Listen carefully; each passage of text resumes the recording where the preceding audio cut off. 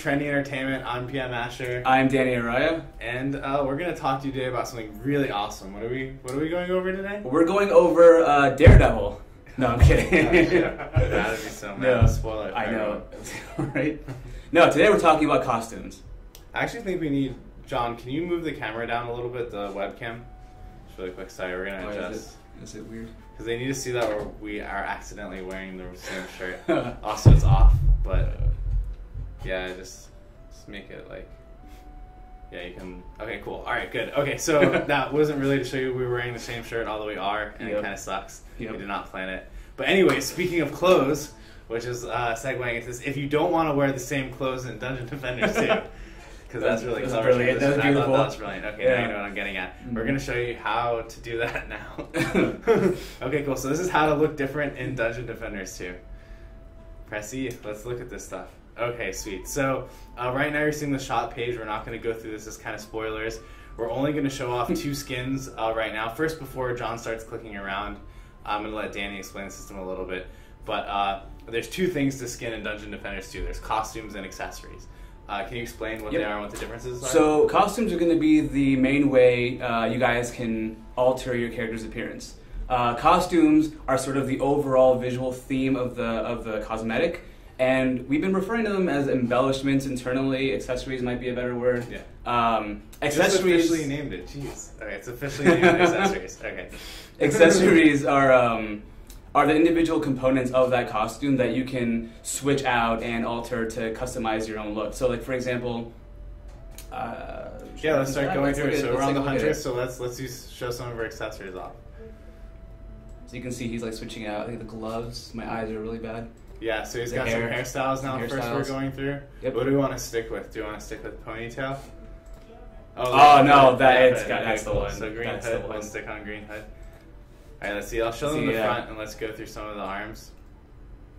But you can already see kind of what he's doing. Like he's switching out different kinds of gloves, different headpieces, boots, and things like that. And each costume has its own unique set of things that can be swapped in and out. Yep. So now the idea behind this is how do players get these different accessories? They can unlock them through lockboxes, I believe, and they can also acquire them from the shop. Yeah, and then they can also level up to get them. So we'll go over that again in 3 different ways. Explain it slowly. So 1, there are lockboxes. Lockboxes, they're going to be paid lockboxes, but you can also get keys for free. We're kind of balancing how many free keys you get per week right now. And you'll be able to use those to get these accessories. Yep. Then you'll also be able to buy some of the accessories from this page. That would be similar to Dota 2 and where you get to buy accessories. And then in addition to that, you will be able to actually play with some of these, and then as you play with them through gaining XP, level them up to make them different. So maybe we can look at one of those for the Huntress right now. Just one of the accessories that you can level up by playing with. Cool, so you can see here this one starts kind of normal, and then I think it gets some gold frilly bits on it. And there's a lot cooler leveling up ones that we're going to show you in a little bit. Maybe if you want to go through the Squire really quick and show them some of the Squire ones. Yeah, I think that's my favorite. Yeah, cool. So we'll go from the Squire, and we have some really fun ones here. So guys, if you have questions, please ask in the comments. If there's anything you see that you want to see, maybe we'll show it to you. I'll find out. You can see we're switching a bunch of Squire helmets here. We're still actively trying to figure out what the kind of price for these things be and how frequently people should find keys to be able to get some of these for free. So if you guys have any suggestions, we'd really like to hear that in the comments right now. That's something that we're actively struggling with, so to say.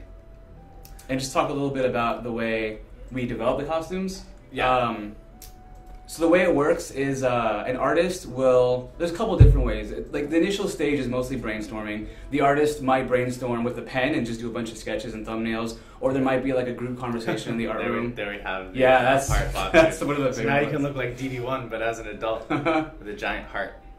And God, I'm distracted now. Sorry, keep going. And the artists brainstorm what they think is funny or is cool. So it's never like, oh, this particular kind of skin would be received really well, so it's mandated to the artist. The ideas always comes from the artist. So the idea being that like if whatever they find really cool or they're really passionate about, I think is really funny, most likely that'll show in the work and it'll bleed over to you guys. So let's go to the monk. I think the monk probably has my favorite out of all of these. So we're not going to show you everything today, but we're just going to show you some of it. And once again, I really like you guys to chime in if you have any comments on what you think the price of these things should be, or how frequently you should find them for free in the game as well. So Danny was talking a little bit about the art of these. You can see, I personally think the Monk's base skin has some of the cool stuff for it. It's my favorite too. It's your favorite too? Yeah, it really is. So for obvious reasons. Yeah. But, oh man, you can see this one, this evolution is, oh wait, no, it's the next one, that's awesome. Yeah, so if you look at the next, so this is an example, a really good example of how much XP does it take? Oh, I guess it doesn't say it anymore because you've unlocked it. We had John go through and unlock all of these on this count for like the last couple hours. But basically, this is an example of one where you can play, and then when you level up, you know, when you get a bunch of XP, even if you're already max level, you have to play with that head to get more XP, and then it'll change into a glowy avatar head. Which is awesome. Yeah, it's really cool. Yeah, these are really fun. These are really fun to make. I think this is actually kind of one of the areas where the artists get to go a little bit crazier and sort of really explore like the many different ways you can use the same color palette to suggest like a different tone. Like really funny ones, really sort of, I can't say badass, but really cool ones, really like action-y, different kinds of costumes. It's really fun. It's really cool. Cool. So yeah, oh yeah, keep those dragon pants on. No, go back. The dragon pants are awesome. Now put like the crazy Raiden. I like how you're over the shoulder, like. Yeah, no, they're awesome. Oh, See, look at this. You should rotate them around for everyone.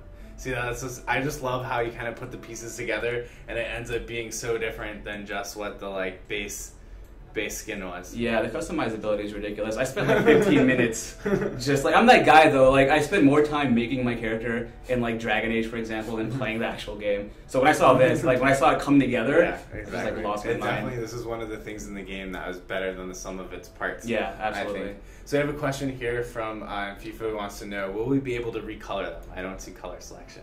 Not yet, but in the future, we're planning on adding color swatch options to several of the skins. Probably not all of them, but a lot of them will have different preset color options, and you can sort of mess around with that in your embellishments and your skins. And we're playing with different ideas of how to unlock this. So one of the goals of the skin system, obviously the main goal is to be able to customize your character. Right. There's also another goal there, which is this is one of the few ways that we're actually going to be making money in the game. Yep. So that's a secondary goal of the costume system. And then finally, we have a third goal, which I think is really unique for our costume system, which is that we wanted to encourage people to play more. So whether that means through getting the stuff in lockboxes for free, or, you know, obviously there's the monetary part, but you can grind them out for free. Or if you actually want to get a cool skin and then, you know, level it up through playing with your XP, that keeps you playing and gives you more reasons beyond just gameplay reasons to play the game. So I think let's actually go to one of the skins now. Someone really wants to see the Red Riding Hood Huntress skin. So let's show that. We're only going to show 2 skins today. There's only a couple of skins available in the first set of this for release, but do we want to, before we start showing stuff off here, do you want to explain kind of the skin and where it came from, and then we can kind of show how it evolves for people once they buy it? Sure. It actually came from Enrique, who you guys have seen drawing in the live stream before. He just brainstormed a bunch of different ideas, and the Red Riding Hood one, just everyone immediately latched onto. It was just really cool. Sometimes it's hard to articulate exactly why, but you just kind of know, you feel it when it resonates. And so when we know the entire art team is like really excited about a skin and resonates with everybody, we hope that that's going to carry over into the way the audience and players are going to receive the skin as well. So cool. So let's show. So one of the ideas is that kind of by playing the game, you can find obviously the accessories for free through lockboxes, or you can buy them through lockboxes if you want as well, or you can just buy them outright. And then we have these skins which you can purchase, but when you play with these skins, they actually can level things up. So you can see here we're starting with, this is just, you just bought her, you haven't played with her at all. Then when you play with her for a while, I think John was going to click and show you, so you can see the top left corners where it changed, so you can switch from really happy, I'm like waiting to see everyone's comments here, from really happy Red Riding Hood Huntress to like a little darker. Kind of darker, like, you know, cool Red Riding Hood Huntress. Yeah. And then we can switch to, what is this called? Full on lichen werewolf Huntress. Can you rotate around? Red's lichen hood is an embellishment piece. Red's lichen hood. And I think you can even give her a wolf tail here if you rotate it around. Goes from a sash to a wolf tail. Yeah. Everyone's screaming yes. Are they really? Yeah, they are. That's cool. Glad you guys like it. There's 2 skins which coincidentally turn characters into animals. So true. Oh yeah, you're right. That's true. I forgot about that. I was like, how did this happen? How did 2 of our first skins end up with characters as animals? I guess that's just where the art team decided to take it. I don't know. Yeah, I guess. You know, no one even thought about that until right now. Yeah, we can keep her on the dark eyes, but give her the tail though. John's like, jeez. Are they asking for the dark eyes? No, we have a big thumbs up here. Oh yeah. Lots of deleted messages. That's hilarious. Cool. So these are things that you can play with unlocking up. We're also experimenting around with the idea. We don't know which way we're going to go yet of possibly providing more options for skins on top of that that may be found in lockboxes or paid or something, but we don't know yet. So that's something we're actively figuring out. This is the other skin we're going to show off today. This is the monk skin. He also has a bunch of things you can level up. We're going to show that. That's cool. So you can run around. So people wondered which one this is. This is the skin for the monk. It's not a new character, although it looks like a new character. That's how cool that skin. This skin cool actually has custom animations, right? That's right. He has a cool ninja run. He's got, I think, a ninja jump. Yeah. It's kind of a nod back to the ninja skin in DD1. Yeah, it was one of our favorites. I think one of the community favorites too. Yeah. It was really cool. I would say this skin's a lot better than that skin, right? It's a little more. It's an evolution of that skin, I think. This one's it's really badass. So you can see here we got all the different cool masks for him, which are really cool. You can I think he has the most evolutions of all of his pieces out of all the different characters. Yeah, he's got hooded versions of a lot of the different masks that add a lot of like stealthy, assassin-y type of vibe to it. It's really cool. Turned out really well. I think awesome. this might be from this far away. I know, right? Yeah, keep it like a max one. Oh man. So I think you guys have heard me talk a lot about, for you guys who tune in frequently over the course of us doing these dev streams, about how we recognize that Dungeons & Defenders is a role-playing game, and we really wanted to keep that RPG aspect of progression in the game. Yeah. Even though it's a free-to-play game and you may be buying skins or buying other costumes, one of the questions for us was, how do we still make it so you see evolution in your skin? And this is one of those ways, is that you can buy a skin and you could essentially play with it more, and then you get to look cooler compared to other people. So you might see someone, and the hours marks, I'm just calling off the top of my head, so don't quote me on these hours, but you might see someone who bought the Ninja Monk costume and played for it a little bit. And John, if you can jump right back really quick to how like the base Ninja Monk costume looked. No, the base Ninja Monk. Ninja Monk. Yeah. Okay, so we'll see here. So you can see someone that looks like the normal Ninja Monk, or like you can see someone who, the Red Riding Hood 2, who's played with it a lot and has everything maxed out, which we can show. Yeah, that'd be big. Yeah. Yeah. So cool. So do you guys have any questions about this? I think we're gonna put on, and guys, if you have questions, hold on. I'm looking at them really soon. We are going to actually go play, and John's going to continue his hard mode playthrough, but as Red Riding Huntress and Ninja Monk. And if you want some embellishments on the Apprentice and the Squire, you can go set those up now too. Maybe like the fully clothed Squire with like the awesome like Blastoise like arm things. Blastoise. They look like the like pauldron cannon things. Yeah, the pauldron cannon things. Yeah, I forgot the name. I had like there's like a giant name. Yeah. Like binge. I don't even call it. We had to name all the things. Yeah, don't do the like naked like Squire. That's gonna be for the trolls. Jeez, why did you have this naked Squire in my game? I like the tanky one actually. That one's kind of cool. Yeah. So yeah, we're really excited about this. And we have some questions here I'm going to get to. So Kitten Demon wants to know, when will the option be added for opposite sex character selection? Huh. That was discussed, I think, the last time I was on the stream. We've been talking a lot, actually, about different ways to approach it. There are some internally that actually want to make entire characters that are based off of gender swap versions of the heroes, making them like different skins, making them a color swap of the base skin. We haven't decided exactly how to go about doing that, but we really want to do it. We think it'd be a really cool idea. We're just kind of figuring out the kinks. So before we answer more questions, let's get to playing. Josh is going to invite John into a match, and we're going to jump in and play. We're trying to avoid showing you stuff in the tavern because there's like a lot of spoilers. We're going to reveal all the stuff in our Devstream next week. This week was our 2 reveals of the costumes and accessory system. I hope you guys have liked that. We have another reveal. I said the next patch is going to be called Pets and Dragons. That's cool. Right? Yeah, it's going to be called Pets and Dragons. And I always like that name. yeah, I think we're going to show you the key art a little bit later after the stream. And it's coming out on 4/28, so that's when you get to play with this stuff. There's a lot more stuff you'll probably notice as we play this build too, and then we'll have the full reveal. It's really hard not to get giddy because we haven't seen the skins running around and playing very much internally, so it's like I'm kind of like giddy about it because it's exciting to see it all kind of come together. Yeah, it is. And the thing that people can notice that are really cool about these skins, and that's the reason, if you guys want to start a forum thread after this, we'd really like you to kind of tell us, just from what you've seen here, what kind of pricing you think is right for these things. They're like really detailed skins for games like this. Yeah. I think. Like this one, her tail moves. It takes a lot. You walk around with her. They have different pieces you can put on. A lot of the individual pieces have their own animation, and it takes kind of a lot to build. Because a lot of games will give you sort of smaller pieces that you can add onto your costumes. These are entire giant portions of the meshes of the character models being replaced. But it's worth it because you get so much more customizability, and everything you change and adjust has a more significant impact. Yep. So it like lets you express yourself and be a little bit more individual within the same skin. It's like four ninja monks can be running around and all look totally different, you know. So and then later we're gonna add in tower skins, and you'll be able to like customize the stuff you put down. It'll be really cool. Yeah. So I have a question from Flash Banger, who wants to know when does in-game currency get added in? So that's actually going to be with this next patch. It's going to be this next patch. So you will have to buy this stuff with currency. We actually won't have additional currency available for purchase yet in this next patch because we haven't finished it yet.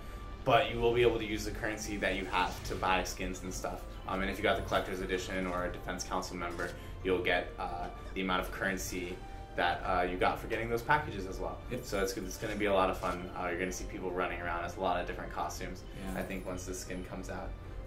We have a question from Steel Soldier, which is about player armor. So yes, this is the reason why armor does not show up on your character. So you can see, that's why before I said there's kind of armor, because you can, and it is kind of tied to progression, because some of the accessories that you can find in lock boxes you actually have to play with to level up. So there's still that kind of like horizontal cosmetic choice and then a vertical one. Yeah. That's a lot. Can you make the 28th come faster? Nemesis 87 wants Easy. to know. Is Let's that do one of that. your superpowers? Well, like yeah. Okay. Creative directors can do that. Oh, sweet. We already answered Griff 112's question, which is, do they have custom animations? Yes, they do. Yep. What's some other? I think there's some other cool accessories. There's 2 I'm thinking of that we did that have really cool custom animations. The Monk's Scar, for sure, has a lot of flowing animation behind it. Yeah. And the Monk's costume itself has like a unique run and all that. What was the other one you're thinking of?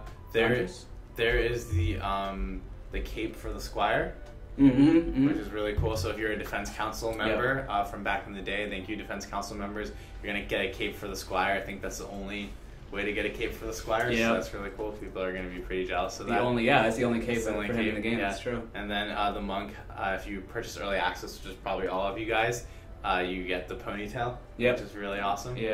Oh, actually, John, can you hit play on that other video? So we have, one of the really cool things we have that we're going to show you as we play today is we have one of our animators, Mel, actually animating one of the costumes. So this is a really cool, is this kind of spoiling? Oh yeah. Yep, that's it. They just sent a note over and said to do it. Thank you, Kat. So yeah, we just did it now. This is basically Mel doing an excellent job animating one of the hats for the apprentice. So this is a hat that's actually for one of his skins, which we haven't revealed yet. Though you might have seen the card for it in the costume shop, which we just showed. But this kind of shows you how much work goes into these skins. So that's also what we want to kind of take into consideration as well. And this one's really cool because the hat actually talks. Yeah. And his mouth moves and his eyebrows moves as you do different abilities and stuff. Yeah. So it's really cool. So you guys will get to see that. Yep.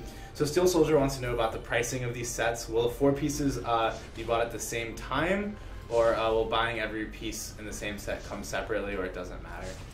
You buy your base for like the initial four with the costume. They'll come with the costume. Yeah, so this is something that we're trying to figure out how we kind of want to bundle the price. We actually don't have support in the game in this patch for bundling yet. So there may be instances where we'd want to bundle, like, I think there's one costume we did that has like 40 accessories or something stupid. Yeah. And I don't know why we did that many for that one. That was dumb. But anyways, like a way That's how you really feel. I mean, they're awesome, but it's just like kind of disproportionately did them for this one costume.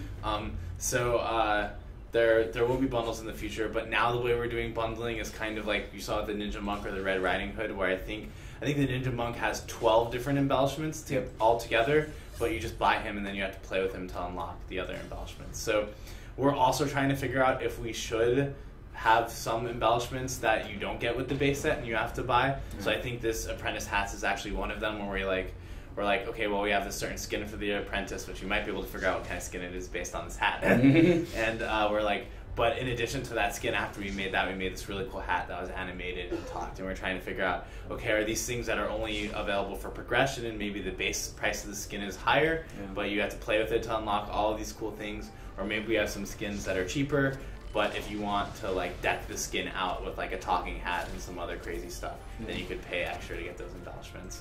I think our original idea was actually to have some of the skin stuff in lockboxes, but we thought that was kind of mean if you opened a lockbox and got a costume piece but didn't own the skin, so I actually pulled back on that. So I know you guys have questions. I'm going to start scrolling through them. Any idea how expensive these skins yet?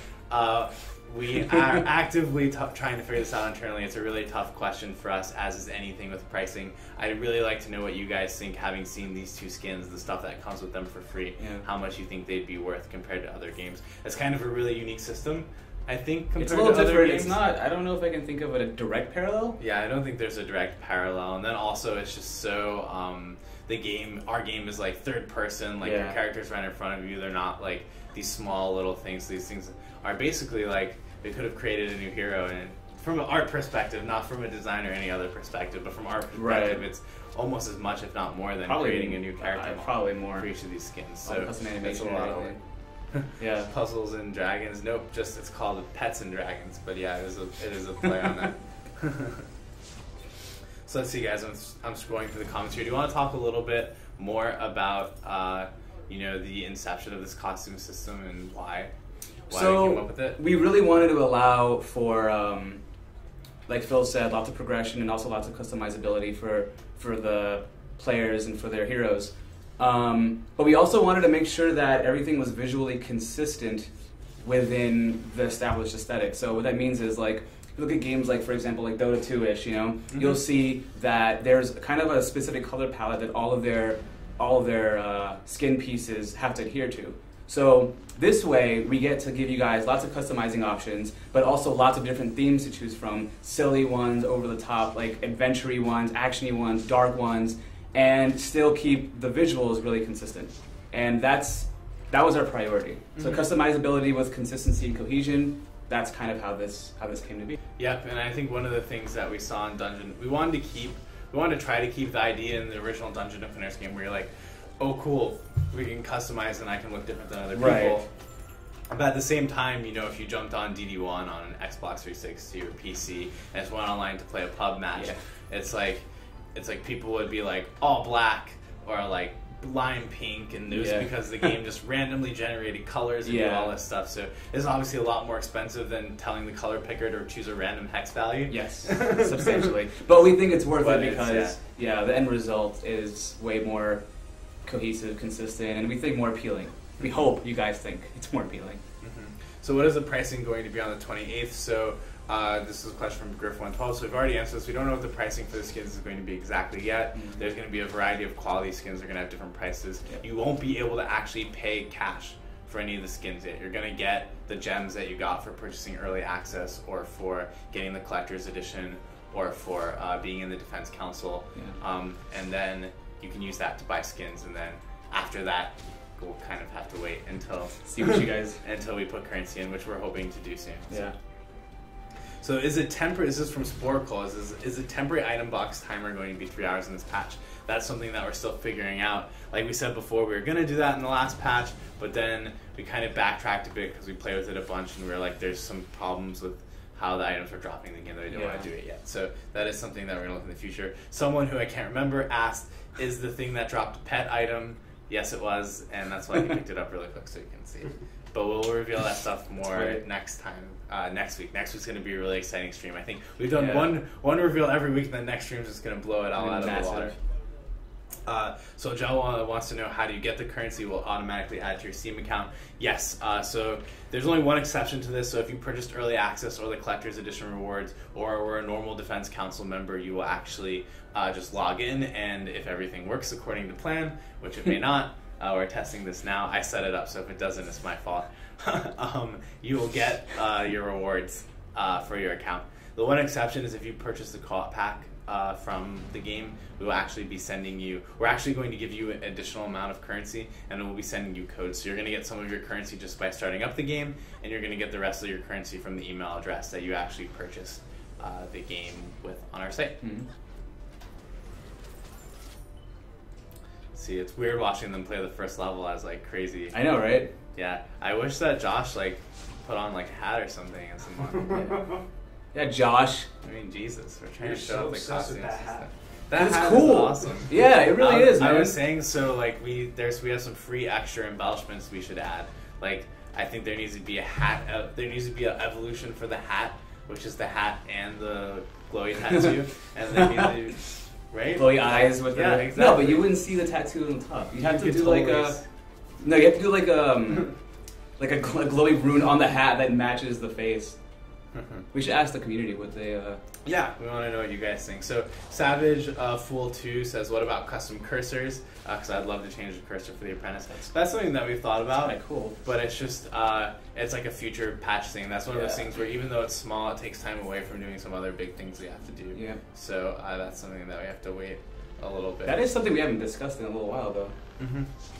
So yeah, Steel Soldier says potentially we could bundle the costume with the same theme for each hero class. Yeah, unfortunately we didn't get bundling in this patch, so we can't release bundles in this patch, but one of the ways we're bundling things is by having the embellishments be able to be unlocked basically by playing with them. So that's kind of, you're getting 12 embellishments, you just play, and then you get to unlock them. You should pay for the hat to talk and stuff. So yeah, someone wants to know, are these in-game cosmetics you can buy? Yep, and that's also the hat that you're seeing now, so that's going to be really cool. Will DD2 be pay to play or pay to win? Neither. It's just free to play. All these terms are silly. We're showing you some of the stuff you can buy now, which is all these costumes and cool things. Oh man, you guys beat it. Are you guys playing on hard, or are you guys like pulling? So you guys will also notice there's a ton of UI changes in this patch and this update because we can't avoid spoiling that surprise for you. I think you'll see some of the menus have gotten cleaned up and stuff. That's something one of our tech artists, Josh Javahari, has worked really hard with James Reed and I think Derek on just like completely going through this stuff. Still not final, but at least more consistent. Yeah. You don't have two UI styles all over the place. Slowly but surely we're getting in all of them. So Arjun wants to know, do you need to pay the skins with premium currency or can you buy them with gold too? So the skins are premium currency only, but all of you are going to be getting premium currency for buying early access. And then the accessories for the base skins, which are free obviously, and other skins can be gotten with 3 methods: gold, playing with them and getting XP, or gems. But those are sometimes mutually exclusive. So there might be one that's gems only, there might be one that is you can only get with playing with it, etc. And we haven't really figured out what the balance with that is, so we'd really love your guys' feedback on that as we play with them today. Josh wants you to know that he's got a hat. He has a hat now? Oh, perfect. I'm so glad. That's the one. Yeah, that's the one. Thank you. That's what I wanted. I'm going to be like, I'm so happy to deck out my monk character. I know. I'm just going to probably have 2 monks. And I have a ninja just monk. Different outfits. I have a ninja monk and a cooler monk, and the best thing is that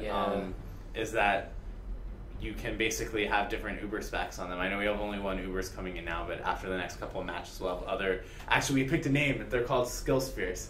So you'll be able to that's right. We did. Yeah. So you'll be able to have one Uber skill sphere, Uber sphere. Oh man, we have Brad on time. Yeah, it's time. Thanks, Dan. All right. Well, thanks for having me, guys. You guys enjoy playing. So that's costume. So if you guys have any more questions for Danny, please feel free to ask him in the forums or on the devlog, and I'll answer them. We have Brad on now. Hey, everybody. Cool. So right now we're still kind of talking about costumes. We have like a really backlog of comments, which I'm scrolling through now. Oh, yeah. So we want to know from X Munich, sorry I can't pronounce his name, will these skins have rarity grades? So like a normal skin is cheaper, but no upgrade slots, an epic skin with upgrades at a higher cost. Yes, they will. I don't know if, man, you're a little... I don't know what happened. Is Danny that tall? He's not that I tall. don't know, man. There you go. There we go. Okay. So they will have rarities, but I still feel really short. I still feel a little short. Okay, so they will have rarities, but I don't know if we say the rarity text on the skin. We do say it on the embellishments. Yeah, we and do. We're working on a lot of cleanup now. If you guys noticed when John was going through, you probably saw a lot of like temp the text. placeholder text. Yeah, it's like, where did you get it from? Poor Question Danny, mark. he just walked out of the room. He spent Yeah. the last 2 weeks doing nothing but writing names and descriptions for everything. So wait, why are the Flameburst Towers scary? Do we break their animations? Is this... You guys don't have the spec on it, do you? Maybe it is? We'll see, we're working on it. So if you guys caught 2 streams ago, this also has a skill sphere system, which is coming in. Oh, does it? Cool. We are playing on the newest build. He's trying to hide all the secret stuff as he plays. By How good of a really job is he quickly. doing on that? Probably Not so good of a Yeah, job, that's but all right. okay, we haven't shown it. I'm just kidding, you're doing a good job. Yeah, so there are going to be some changes to some of the towers that you have optionally through the sphere system. So That's we're right. We've really gotten a lot of excited for feedback that people want that ability to customize their build more than what we had done with our original spec node system. So we revamped it. Now we're calling them skill spheres. I think Dan had gave a presentation about that a week or two ago. And it's a lot of fun. It really gives you that option to customize things and how you want to play. And the Uber specs, the Uber spheres, the ones that are kind of at the pinnacle of it all, allow you to dramatically change all your towers. If he's playing on this one and he has it, you can see the way the Flameburst tower changes. It's pretty crazy. Yeah, actually, There's a bug with it, though, I think. Oh, that may be what they're seeing. Yeah. Well, Josh, if you want to spoil that, I give you permission to spoil that one thing. I don't know if he even has that Uber spec yet or not, though. No. But, okay, cool. So we have a question here from Steel Soldier. It's actually a great idea. I don't think it's one that we're obviously going to have in this patch, but it's really cool. So I want to talk about it, which is that he says the cosmetics can evolve as you're playing with them in a map based on like things you do. Like if you got like 100 kills. Oh, yeah, that's, and crazy. around like change or evolution. That's actually kind of a cool that's idea. A cool idea. Yeah. Kind of like maybe like a kill streak kind of thing, but just something that as you're playing and doing cool stuff, you feel like you have kind of a moment-to-moment reward. Yep. Yeah, I like that. So we have Griff112 wants to know, will there be special skins for pre-alpha players once the game is released won't be purchasable anymore? Yes. Yep. So actually all the Defense Council skins, those are already unpurchasable. Yeah, We yeah. may The open up the embellishments, Defense I think, Council, right? in the future for a few people, but that's pretty locked to the people who are really early. And then all for the the early access rewards are going to be exclusive to early access, so as soon as early access ends, you'll never be able to get those again. So, for example, with the Collector's Edition right now, if you purchase the Collector's Edition, first off, thank you, because it's a big support for us and it really helps us make a really great game. But as a reward, we actually have a special set of skins for each of the heroes. They're called the Dragonfall skins. And they have these really cool colors to them. I think Josh was maybe wearing one earlier, I thought, that's all from the stream. They're really, really awesome looking. And they give you a chance to customize your heroes in a way that after we get it early access, no one else will be able to acquire. So it's kind of a cool exclusive thing that you can get now. So basically there's a lot of tiers to the exclusivity. One of them is already closed, which is the Defense Council. The early access skins are going to be closed once we leave early access. Yep. And so will the Collector's Edition ones. So if you guys want those exclusive things to show off that you supported the game early, we thank you for that. Yeah.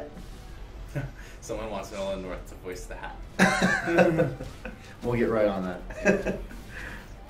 So here we go. Is there a way to buy an upgrade to the Collector's Edition of the game? Yes. Yes, there is. Oracle, actually, the upgrade is available just on the Steam store. So whether you got a normal Defense Counselor or you simply bought early access on Steam, you can just go buy the upgrade without getting the Collector's Edition. That's right. Scrolling through all these comments. So can we customize our characters' look while in the map or only in the tavern? Steel Soldier wants to know this. Yeah, I believe right now the visual customization happens in the tavern. So you set your look in the tavern, you go to a special vendor. That's where you can go and get more costumes.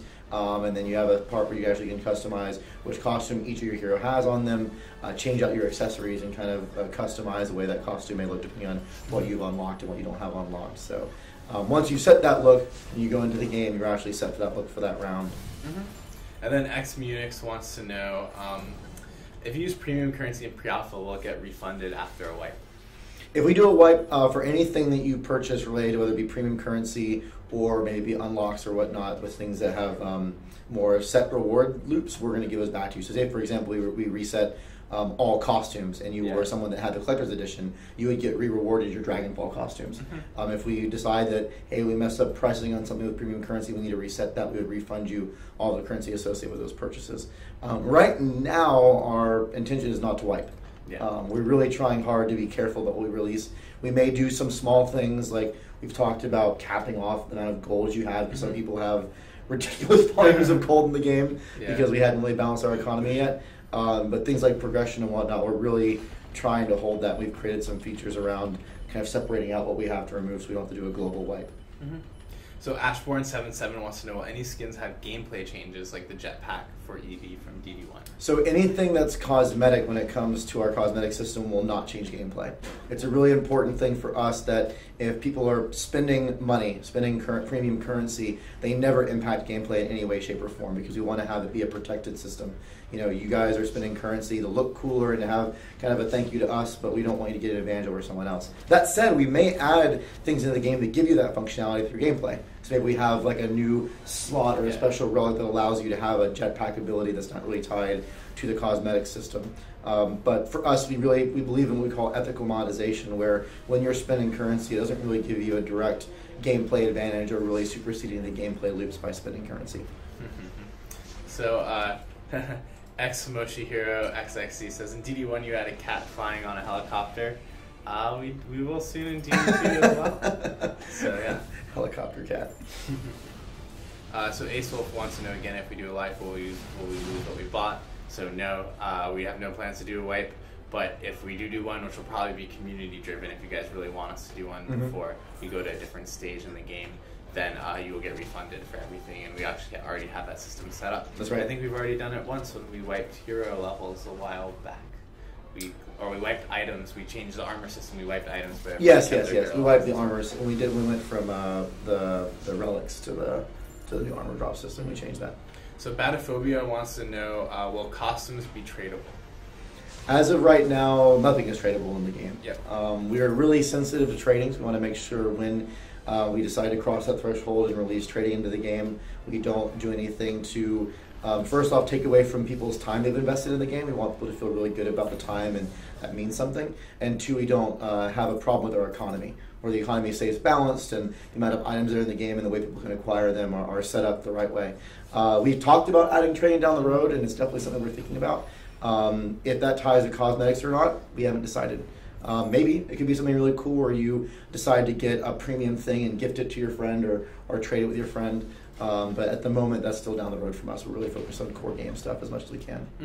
And Good Gamer 1235 wants to know, can you purchase the collector's edition after the release of the game? And the answer to that is no. Yeah. So once we're out of early access, there will be no collector's edition. There may be like bundles of other costumes or other things on Steam, but the game will be free on Steam. So the store page as it exists now will be completely different. It will no longer be in early access, it'll be free, and it'll be a very big different thing. And those collector's edition rewards, especially when it comes to the Dragon Ball costumes, yeah, they're really cool. They're exclusive to the early access period. Once we go out of that, we're going to be sunsetting those, so that the people who were helping support the game and be involved with us in the early access period have kind of a thank you from us for all that extra time and effort we put in.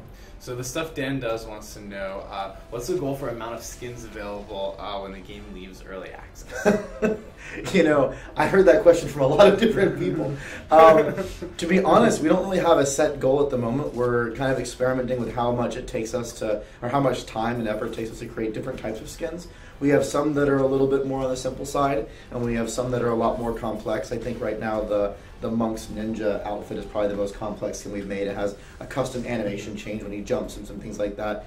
We've talked about adding even more complex skins and maybe have some cool VFX on them or whatnot. So as we start experimenting with the kind of things that we're creating and the kind of things that you guys like, which you'll tell us by the things that you decide to unlock and acquire, that will help feed which direction we decide to go.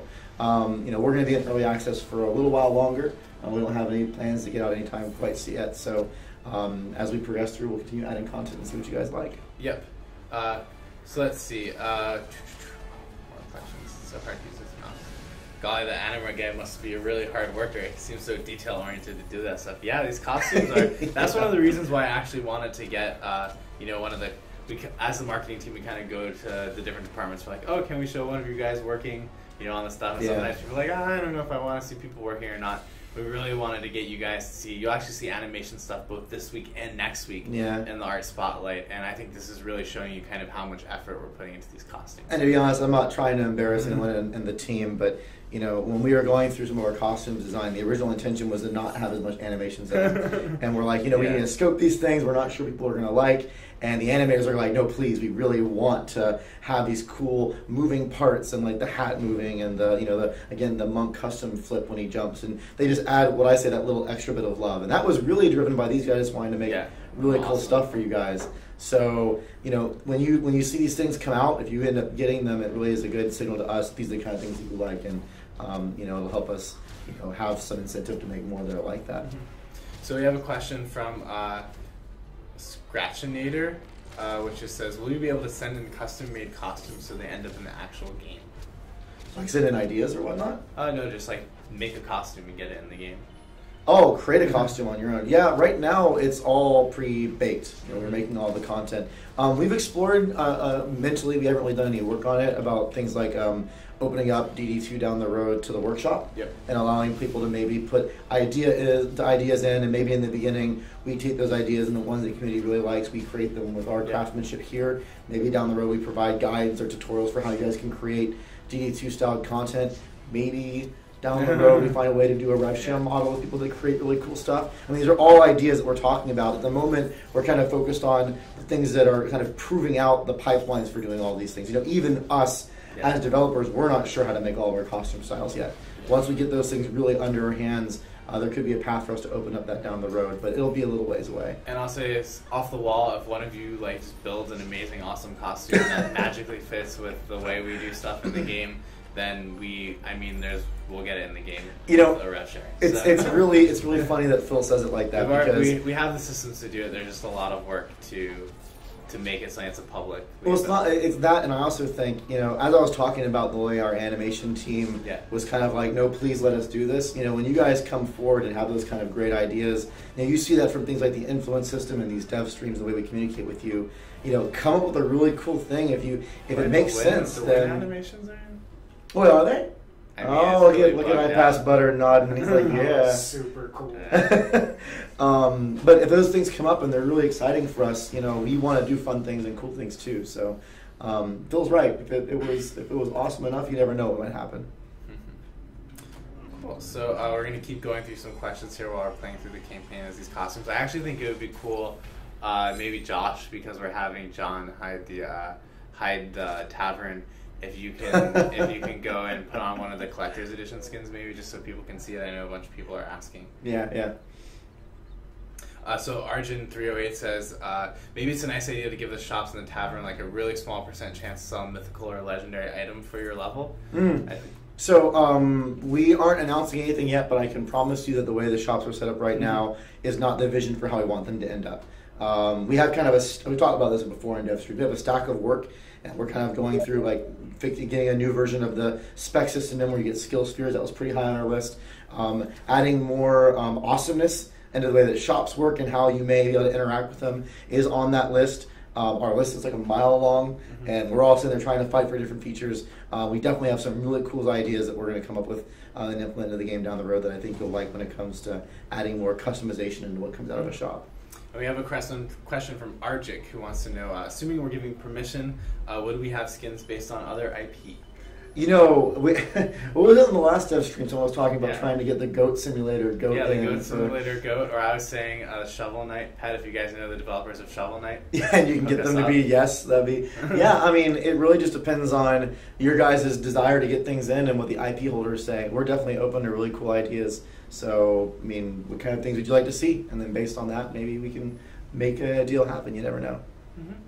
So let's get to some of these questions from the forums here. The first one was actually saved for Danny, but we didn't have enough time to go over it. So we'll skip it and we'll ask it next time. Oh, but it's my favorite Sinistar. I love his name. But we'll go with Seraphine. Seraphine wants to know, what were your intentions behind the maximum amount of characters you can create on an account? I don't see a negative if you increase the character limit or remove it completely. So I'm guessing that this person is referencing the maximum number of different characters, not the hero deck. I'm going to assume that's what we're talking about. And a lot of that is based on two things. One, on the UI. We have a UI that's designed a certain way that only has a certain amount of information we can fit on it. And we haven't really revisioned it in order to include more information. And the other part of it is, in a certain degree, profile size. Every new piece of information we add into the game increases file size that gets saved on our back end. And though it might not seem like a lot in your perspective, it's like, oh, I only have 5 versus 10 versus 20. Oh, there you go, cool. When you start thinking about potentially having millions of players down the road when we're free, that can add up very quickly. So to start, it's a little bit limited. As we see people's player behaviors going on, we're probably going to change it. But that's kind of the thought process behind it right now. Yep. And we know there's a lot of limits like that you guys are asking about, and there's different things we're going to do to address them in the future. Yeah, certainly. So Kiona wants to know, will trap range increase and aura range increase be getting a bug or a fix in order to make it a more desirable stat? I don't remember specifically if this is being changed specifically as far as a bug is concerned. I do know that when we do our skill sphere system, there are some skill spheres that are oriented towards changing the radius of auras and traps. So you'll see like the actual, we actually just tested this a couple days ago, like the actual radius increases visually when you're going to place the trap and whatnot. If there are bugs that maybe they're coming up that we're not fixing in this one, when the patch comes up, you can find the tavern, a little guy that submits a bug. Our QA goes through that a couple times a week and produces bugs from that get submitted to our developers. So if that's still there and you're still seeing an issue there, let us know and we'll get that on the list to fix. And also I think there's some specs. Skill spheres. There's some skill spheres too. Yeah. All right, cool. So Faithful Lore wants to know, Necht actually wants to know, will we be able to upgrade our bags in the next patch? We're going to announce something on Monday. Yeah, so for all the guys who don't know, I host a little talk show. It's called the Influence Report. We put them up every 2 weeks or so. Yep. There's going to be one coming up very soon, and that will have an announcement about the bag setup. So tune into those. We post them both on our website and our YouTube channel, and they go up on our Steam store page, and we update them, and you'll get some really exciting information about the bag path, so to speak. Mm-hmm. Yep, exactly. So a little bit of a tease. You'll find out Monday. Okay, cool. That'll also be when the next Influence vote goes live. We aren't supposed to talk about it, but I forgot. It's on my list. Oh, man. I'm just going to say for a second, the Influence vote, the one that just ended, was incredibly exciting. Let's talk about that. So how did that go? That was super close. That was neck and neck. It was, well, I mean... I don't remember the exact. It was within about 100 to 200 points. Yeah. And as the last 20 or 15 was ahead minutes... in the last 2 minutes. They kept being ahead. We had a term that we were using internally. People were dropping what we called influence point bombs. Like one would pop up ahead and someone would dump like 100 points in. It was just jumping back and forth. Crafter ended up pulling ahead at the last minute, but it was really cool for us because it told us two things. One, we got the decision, which direction you guys want to go. But two, it kind of showed us what the community's mindset is. And for us, seeing such a split between the two sides tells us that we need to find ways to make sure that people who like the enhancer type of thing aren't disenfranchised when we do the crafter system. So though we're going to focus on horizontal progression, we think that's what the community wants, we need to find ways, and we're going to work to find ways to facilitate the things that we saw enhancer fans talking about so they don't lose those aspects as well. So it was a really, really telling vote, and it's really exciting for us that it tells us things that we would not really have a chance to find if we were just doing forum posts. So that's super cool. And I think hopefully it's teaching people to dump all of your votes in instead of trying to kind of like get it to go up just a little bit so you can save your votes, because you might run into a situation like this if you're waiting for the last minute. So it's exciting, and I think people are going to learn how to use the system. We're going to have some improvements to it in the future. Yeah. Cool, so let's go to this next question. This is for Kiona. I'll ask this one to you. What is your favorite hero in the game? I've answered this before. I really like the Squire. And it's funny because in most games I play a caster class. I was a mage in World of Warcraft, and most MMOs I like to play mages. That's just my typical character class. But in Dungeon Defenders, both in DD1 I played a Squire. That was one I had the most fun with, and in DD2 I do it. I like it because there's a unique thing in our game that you actually can block a lane. Most tower defenses don't have that mechanic. And I kind of like the idea of setting up this bastion of defense. This is the line that the enemies can't cross, and then watching the defenses kind of form around that, I think is a lot of fun. So that's mine. Phil, what's your favorite character? I like the monk. Now he has the best costumes too, so I think we're pretty biased. And you guys haven't seen the other costumes yet, but I'm pretty biased. Yeah, Phil. Cool. I knew that answer, by the way, before I asked it. Back in the early days when we were first working on DD2, exactly. There was a couple people that were kind of fans. Give him a boost for it. Yeah, Phil was the fighter for the monk. Yeah. Cool. So we have a question here, which is from Steel Soldier. It's on the stream. Thank you. This question is: besides the spec node changing how our hero abilities work, would it be? And by the way, there are no more spec nodes in the next patch. There are now skill spheres. Would it be possible if some of the pets infused heroes with abilities? And here he goes on to say about his elemental type and stuff. But instead, maybe let's just talk about pets and what they will do in the next patch, and then what they'll do in the future. Right. So our patch is coming up right now. Pets are in, which is really, really exciting. It's what we call our phase 1 of pets. So they're going to feel a little bit light. You're going to get a pet. It's going to be around your shoulder. It's going to be able to do damage. It's going to have stats on it that impact your character. We have a next phase of pets that we're going to be working on very, very soon, where some of the things that Steel Soldier is talking about are going to start coming out. I don't want to give away all the secrets right now, but there are some elements of what he's discussing in his question that we're going to be addressing with pets as we go forward. And I think one of the things that we wanted to make really clear in the pet stream, which we did last, was that in DD1, obviously pets had really cool passive abilities, which helped your character in cool ways. Those will be coming back. Those are not in this current patch right now. So right now the pets have stats, and they attack in different ways. And then in a future phase, we're going to be able to get passives and some other really cool stuff. That's right.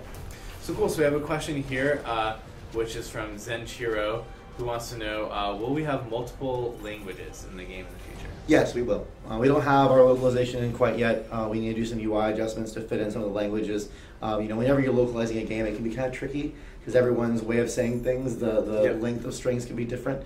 But yeah, we're going to be supporting localization both on the PC version on Steam as well as the version that's going to be releasing on PS4 later this year. Cool. And then we have another question from Zenchiro, who wants to know, will there be maps for more players like in DD1, like 5 to 8 players or more? We've experimented with a few of those types of ideas back in the early prototype phases. Right now, we don't have anything on our current schedule to do that. But we do have some time bucketed later on in the year to do things like, we call it game mode exploration. Similar to what we did when we first kicked off the project, where we try different ideas that are very... Like a 64-person battle where you have planes. Yes, with planes and the helicopters from the first game, all the characters airships. They can fly on board. Yeah, you have to dock the airship and actually let the enemies come off of it. We'll make that. Just kidding. But we do like these game mode experiments, and there has been at least one experiment we've done so far that was, I think, an 8-person match. So those things might come back as we start figuring out, but they're going to be a little bit down the road. I think there's been a lot of talk about doing some new game modes. We've announced that we're doing Onslaught, which is our new version of Survivor. So we have some of these game modes that we think player base is really clamoring for. We're going to get those in first. So get your wet wipes to know. So are we working on the core game for anything in the next patch, or is there just costumes? I want to give a rundown of some of the stuff in the next patch. We've revealed over the last couple of weeks all the different features that are going to be in the patch. I can give a rundown of all the things in the next patch, but I might leak something that doesn't. I'll give a rundown. We've already told almost everything. So, okay. I can't remember. So there's going to be a replacement for the spec node system, which is called Skill Spheres. This is a really cool system where you're going to actually be able to put stats on your hero. That's right. In addition to that, you're going to be able to really customize how your hero and some of your towers behave. So the example we gave last time, which we wanted to show this time, but the Uber specs aren't in the build, is that you can turn the Flame Burst tower into a Flamethrower tower with one of the skill spheres that you can get for the apprentice. So there's that system in the game, which is really cool. There is also... We're adding pets into the game. Pets, yes. So you're going to see pets for the first time. You'll be able to unlock 3 different types of pets, I believe. They all have different visuals. There's a way to feed them and hatch them and do all this cool stuff with them, level them up. Yep. So those are probably the 2 major gameplay features. We've announced that there's 3 new maps that will be in the next patch. We've said that there's something called Betsy that exists, but we haven't said what it is. And we're smirking because we haven't said anything about it yet. We will reveal it. We will reveal what Betsy is next week. So we're adding in. Big reveal. Yep, we're adding in. So tune in next week because you'll get to see what we've been. There was a lot of theories running around, so finally get to see it. And we're also doing cosmetics, which we talked about. So you get the new cosmetic system where you can get costumes and accessories. There's some new incursions in addition to the new maps. Yep. There's new incursions planned. There's new weapons. There's new weapons. With new special stats. With new special stats, they're really cool. It's a huge patch. Really cool. Yeah, it's a big patch. It's a really big patch. So so there's a lot of stuff. And I think we've announced this before, because we're doing Cosmetics, and we're also doing the first set of premium currency for all the early access purchasers. We're doing Steam Rewards. Yep. So the guys who have purchased both the Collector's Edition and the Standard Edition are going to get the first chunk of the rewards in the game. Both the currencies that they purchased, the $30 or $100 of premium currency based on which package you got, as well as the costumes and the the accessories. Yep. And Zeathan wants to know, will the Poison Dart Towers get fixed in the upcoming patch? Well, what's wrong with it? No, man. I'm kidding. I don't think we have any changes to the Poison Dart Tower in this patch coming up. We do have improvements that we're making to all of them as we go forward. We're doing balance tweaks and whatnot. We haven't done a full pass on the Huntress's kit though, and we do plan to do that sometime in the future. So we'll probably take a look at all of our towers and defenses and see what they need to be adjusted. So Little T1 does Roblox wants to know what happens if the influence vote ties. I don't think it'll ever happen. I don't know if that'll ever. You know, it's funny. I think we had a discussion about this when we were building the system, and there is. I can't remember because it's been a while. Something does happen when it ties. I can't remember functionally what it does, but I remember in that email chain I was going, you know, this is probably never going to happen. If it does, then we'll deal with it then. I'm not really sure. So Hades Krieger 84 wants to know, will Onslaught come with the next patch? I can't tell you. But it won't. So, yeah. It won't be in this next patch. Well, I thought you meant the next patch after this one. It just means this one. Oh, no, Onslaught's not in the patch coming up after this. We still have some work to do with it. And then next says known bugs, idiots leaving before opening the chest and leaving you without mana. The what? Sorry? Idiots leaving without opening their chest, leaving you with no mana. Yeah, for the first round. I thought the mana nodes redistributed the mana if someone... It does, and if someone has picked up mana, it drops it out of them. There is a challenging problem to solve, which is the way that mana is distributed once all people are there. If it distributes all the mana in the chest and someone bounces at a very specific time set, there is a chance that you could be at a little bit of a disadvantage. That's kind of hard to do, but it is something we've talked about before. We've tried to fix a lot of the edge cases. That one is still one we're working through. So Kitten Demon wants to know... Kitten Demon? Yeah, Kitten Demon. So, is there plans to abolish the losers, pardon the language, getting their points back? As I find this to be a huge slap in the face to the winners, because we lose our points, and then we have no say in the next vote. Well, I think that's a good conversation topic, and I can explain to you. I can't tell you whether that system is good or bad as far as what you guys like about it, or I'd love to hear some feedback. But I can tell you why we decided to do it that way. We really wanted to have the vote not be a risk. You know, we want players to be able to vote comfortably and not worry about, oh man, you know, I have 20 points, I only put 10 in here and hold on to 10 because if you know I'm going to lose even if this thing loses, I lose all the points that I put in. So we want to give you a chance to always feel like you have a chance to win. Like if you lose this one, you can always have a chance to win the next one. But that's a fair conversation topic. You know, as we use the influence system more and we see how people are using it, if we had discussions with you and it seems like that's happening, that's something to talk about. I don't think, just from my perception, it doesn't feel like that's been a problem for the last two votes because people are still kind of very differently opinionated, even in different camps. We're not really seeing lines being drawn of different types of players, more different things that different players like. But it's something we should watch for, and I'd love to have a conversation with you guys about more. Exactly. So I think we have time for one more question before we end the stream. All right. Thank you guys for tuning in. The next patch is called the Pets and Dragons update. We have a question here about when will Foundation Part 3 happen. And basically our naming scheme is that if the patch has a lot of new features or maybe something really cool in it that we haven't announced yet, then we're going to actually name the update after those things that are in the patch. So this one's called the Pets and Dragons update. But when we do a patch that really addresses core systems, like if we do a loot overhaul or we do stuff like that, then the patch will be called Foundation and it will address a lot of the balance changes and those other things. That's right. Right now the plan is to kind of alternate them, so we'll see how that goes into the future. So let's go with this one last question here, which is from Whalefish Snarl, who wants to know if when... oh wait, that's the trading. Sorry, I'm going to skip the trading questions because we already answered that today. The next one was a Gucci question. So Gucci wants to know, are there any ideas about adding consumables like potions and such for Dungeon Defenders too? If so, and you can share, what are ideas thrown around the studio?